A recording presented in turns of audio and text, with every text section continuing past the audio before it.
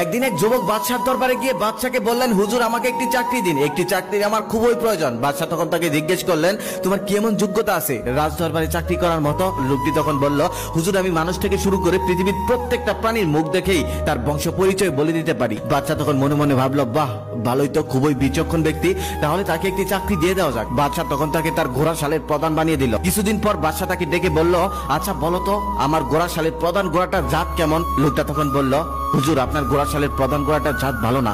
বাদশা এটা শুনে রেগে গেল, কারণ সে 1000 স্বর্ণ মুদ্রা দিয়ে ঘোড়াটা কিনেছে আর তাকে প্রত্যেকদিন অনেক ভালো ভালো খাবার খাওয়ায়, অনেক যত্নে সেটাকে পালে, এমনকি বাদশা সেই ঘোড়াতেই চলাফেরা করে। কিন্তু লোকটি তার কথাই অটুট রইল, বলল আপনার ঘোড়ার জাত ভালো না। বাদশা তখন সেই ঘোড়া বিক্রেতাকে ডেকে আনলেন, ডেকে এনে জিজ্ঞেস করলো, সত্যি করে বলো এই ঘোড়াটার জাত কেমন? তখন লোকটা কাঁপতে কাঁপতে বলল, হুজুর আমাকে ক্ষমা করুন, এই ঘোড়াটি অনেক ভালো জাতের ছিল, কিন্তু যখন ও ছোট্ট ছিল তখন ওর মা মারা যায়, তারপর থেকে আমি ওকে গরুর দুধ খাইয়ে বড় করেছি, এই জন্য ওর হাব ভাব একটু গরুর মতো হয়ে গেছে। বাদশা তখন সেই লোকটাকে 100টা মুরগি উপহার দিলেন।